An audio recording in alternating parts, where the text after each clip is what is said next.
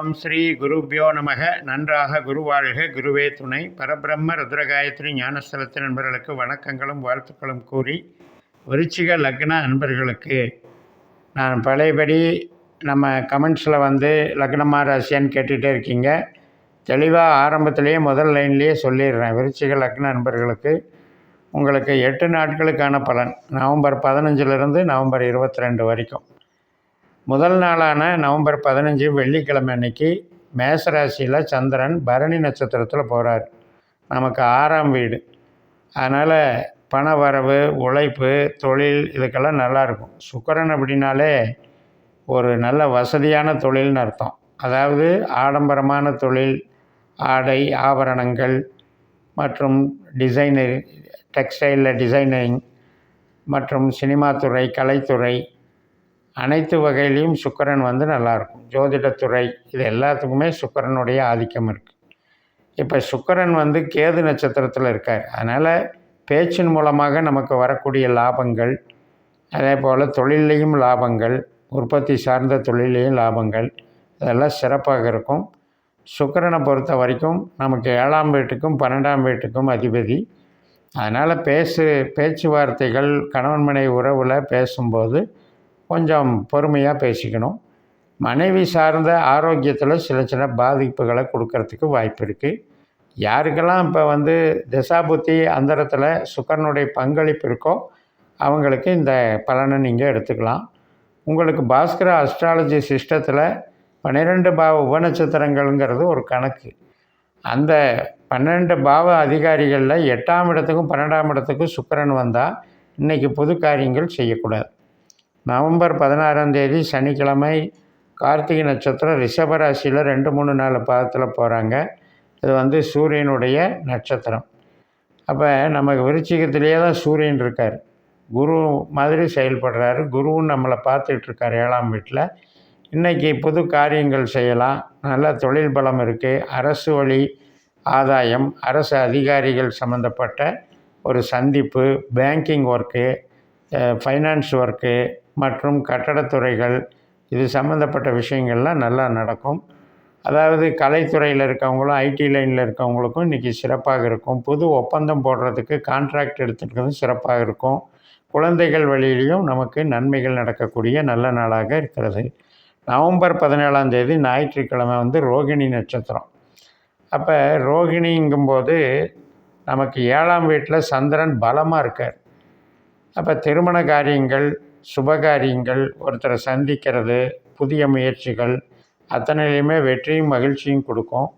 இறையருள் மிக்க நாளாக இருக்கும். இப்போ ஒரு கோயிலுக்கு போகிறோம், குலதெய்வ கோயிலை கும்பிடுறது, பூர்வீக சார்ந்த சில செயல்பாடுகளில் ஈடுபடுறது, இளைய சகோதரர், மூத்த சகோதரர், சகோதரி வகை, நண்பர்கள் வகை, இதிலெல்லாம் ஒரு மகிழ்ச்சியான நிகழ்வுகள் நடக்கக்கூடிய நல்ல நாளாக இருக்கிறது. இந்த ரோகிணி நட்சத்திரம் மாலை 5:22க்கு முடியுது. அதுக்கப்புறம் மிருகசிரீஷ நட்சத்திரம் 1, 2 பாதங்கள் நமக்கு ரிஷபராசியில் போயிடும். மறுநாள் திங்கக்கிழமை நவம்பர் 18ஆம் தேதி மிதுன ராசியில் உள்ள மிருகசிரீஷ நட்சத்திரம் 3, 4 பாதத்துக்கு மாறிடும். அப்போ சந்திரன் 8ல் போகிறார். 8ல் சந்திரன் போகிறது தான் உண்மையிலேயே சந்திராஷ்டமம்.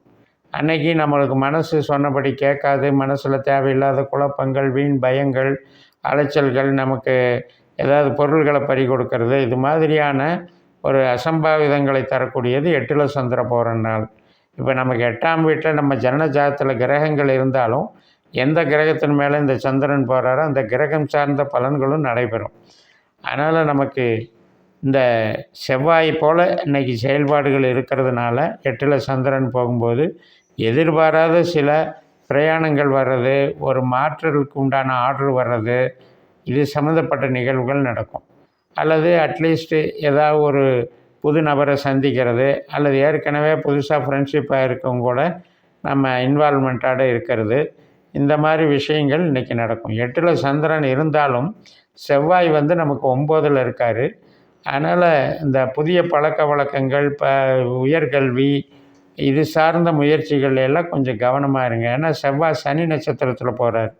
அதனால் சனி அந்த ஸ்தானத்துக்கு கொஞ்சம் டிஸ்டர்ப் பண்ணுவார். 9ஆம் இடத்துக்கு அப்பாவுக்கு உபாதைகள் கொடுக்கறதோ, அல்லது ஒரு பிரயாணங்களில் தடை ஏற்படுறதோ, நமக்கு வந்து ஒரு பாக்கியம், அதாவது ஒரு நல்ல வாய்ப்பை தேடிகிட்டு இருப்போம். அந்த வாய்ப்பு வர்ற மாதிரி வந்து கை நழுவி போகிறதோ, கோயில் சார்ந்த காரியங்களில் சின்ன சின்ன தடைகள் ஏற்படுறதோ, இதெல்லாம் இன்றைக்கி கொஞ்சம் வாய்ப்பு இருக்கிறனால பொறுமையாக இருந்துக்கணும். நவம்பர் 19ஆம் தேதி செவ்வாய்க்கிழமை திருவாதிரை நட்சத்திரம்.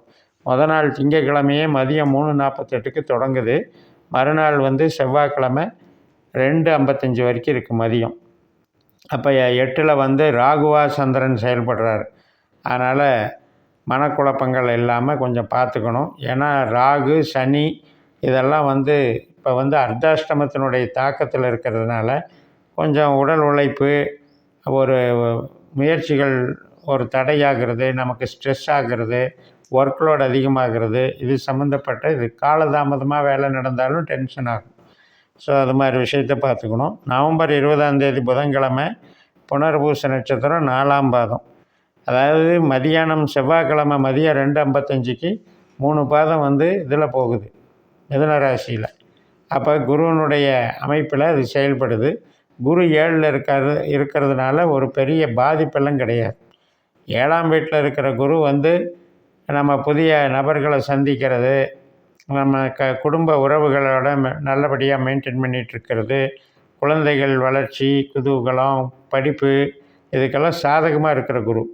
அப்படிப்பட்ட குருவினுடைய ஆதிக்கத்தில் இன்றைக்கி நாள் நடக்கிறதுனால 8ல் சந்திரன் இருந்தாலும் பயம் இல்லை. மறுநாள் புதன்கிழமை நவம்பர் 20ஆம் தேதி புனர்பூசம் 4ஆம் பாதத்தில் கடகராசியில் சந்திரன் குருனுடைய நட்சத்திரத்தில் போகிறாரு. இன்றைக்கும் வந்து ஒரு ஒரு பெரியவர்களுடைய ஆசி கிடைக்கக்கூடிய நல்ல நாளாக இருக்கும். ஒரு கோயிலுக்கு போகிறது, பூர்வீக சம்பந்தப்பட்ட காரியங்களில் ஈடுபடுறது, திருமண காரியங்கள், குழந்தை பிறப்பு, வீட்டுக்கான சுப காரியங்கள், இந்த மாதிரி காரியங்களுக்கெல்லாம் நல்லாயிருக்கும். வளர்ச்சிகள் நல்லாயிருக்கும். 9ஆம் இடம்னு எடுத்துக்கிட்டிங்கனாலும் வெளிநாட்டு தொடர்பு எடுத்துக்கலாம், உயர்கல்வி ஆராய்ச்சி கல்வியும் எடுத்துக்கலாம், புதிதாக நம்ம ஃப்ரெண்ட்ஷிப்பில் பழகக்கூடிய நபர்கள் அப்படிங்கிறதும் எடுத்துக்கலாம். ஒரு மகிழ்ச்சியான நாளாக இருக்கும். நவம்பர் 21ஆம் தேதி வியாழக்கிழமை பூச நட்சத்திரம். முதல் நாள் புதன்கிழமை வந்து மதியம் 2:49க்கு பூசம் ஆரம்பிச்சிருது. வியாழக்கிழமை நவம்பர் 21ல் மதியம் 3:35 வரைக்கும் இந்த பூச நட்சத்திரம் இருக்குது. பாக்கியஸ்தானத்தில் சந்திரன் பூச நட்சத்திரத்தில் போகக்கூடிய அதே நேரத்தில் செவ்வாயும் அந்த பூச நட்சத்திரத்தில் இருக்கிறதுனால சந்திரமங்கல யோகம் ஏற்படுகிறது. 9ஆம் இடத்துல செவ்வாய் சந்திரன் சேர்க்கை பெறுகிறார். அதே ராகுவும் வந்து சனி நட்சத்திரத்தில், இன்னொரு சனி நட்சத்திரத்தில் உத்திரட்டாதியில் இருக்கிறது. அது ஒரு கணக்கு இருக்குது. சூரியனும் அந்த நேரத்தில் அனுச நட்சத்திரத்தில், இன்னொரு நம்ம விருச்சிகத்திலேயே சனியினுடைய நட்சத்திரத்தில் போகிறதுனால இந்த சூரியன், ராகு, செவ்வாய் இந்த 3 பேருனுடைய ஒரு பார்வைகள் இன்றைக்கி பலன்களை வந்து நடக்குது. அப்போ அரசு சம்மந்தப்பட்ட காரியங்கள், தொழில் சம்மந்தப்பட்ட காரியங்கள், ப்ரமோஷன் சம்மந்தப்பட்ட விஷயங்கள், அதே மாதிரி குழந்தைகள் சம்மந்தப்பட்ட காரியங்கள், நம்முடைய கமிஷன் துறை, கலைகள் சம்மந்தப்பட்டது, ஏஜென்சி சம்மந்தப்பட்டது, ஒரு ப்ரொஃபஸராக இருந்து நம்ம சொல்லிக் கொடுக்குற ஒரு பணியில் இருந்தோம்னா அது சார்ந்த நன்மைகள், டிரான்ஸ்போர்ட் நடத்திட்டு இருந்தோம்னா அது சார்ந்த நன்மைகள். ஸோ இதெல்லாம் இன்றைக்கி நடக்கும். இருந்தாலும் சில பேருக்கு சனி திசாபுத்தி நடக்கிற நபர்களுக்கு இந்த அர்த்தாஷ்டம சனி அப்படின்னு நாளில் இருக்கிறதுனால உறவுகள் சார்ந்த விஷயத்தில் சற்று இறுக்கம் காணப்படும், அதிருப்தியான மனநிலை காணப்படுங்கிறதையும் நம்ம இது பண்ணிக்கணும். அதனால் வேலைக்கு வந்து சிறப்பான நாள். நவம்பர் 22 வெள்ளிக்கிழமை ஆயில்ய நட்சத்திரம். முதல் நாள் வியாழக்கிழமை 3:35க்கு தொடங்கி வெள்ளிக்கிழமை அன்றைக்கி மாலை வரைக்கும் இருக்குது, 5:09 வரைக்கும் இருக்குது. அதனால் இந்த ஆயில்ய நட்சத்திரம் புதனுடைய நட்சத்திரம். புதன் வந்து நம்ம லக்னத்திலேயே தான் கேட்டை நட்சத்திரத்தில் தன்னுடைய சொந்த நட்சத்திரத்தில் இயங்கிறதுனால இன்றைக்கி நமக்கு ஒரு நல்ல டெக்னிக்கலாக செயல்படக்கூடிய நாளாக இருக்கும். லாபங்கள் பெருகும். கடின உழைப்பின் மேலே நல்ல லாபங்கள். கம்ப்யூட்டர் லைனில் வேலை பார்க்குறவங்க, பைப்பிங்கு, கான்ட்ராக்ட் லைனில் வேலை பார்க்குறவங்க, எழுத்தர்கள், நல்ல ஜோதிடர்கள், கணக்கர்கள், ஆடிட்டிங் பண்ணுறவங்க, கொரியர் சர்வீஸ் நடத்துகிறவங்க எல்லாத்துக்குமே சிறப்பாக இருக்கும். இந்த வகையில் இந்த 8 நாட்களாக பலனை பார்த்தோம். தொடர்ந்து பயணிப்போம். இந்த சேனலை சப்ஸ்கிரைப் பண்ணி ஷேர் பண்ணுங்கள். உங்கள் தனிப்பட்ட ஜாதக பலாபலன்களை என்னுடைய வாட்ஸ்அப் நம்பரில் தொடர்பு கொண்டு பலன் பெறுங்கள். உங்களிடமிருந்து விடைபெறுகிறேன். உங்கள் ஜெயம் எஸ். நன்றி, வணக்கம்.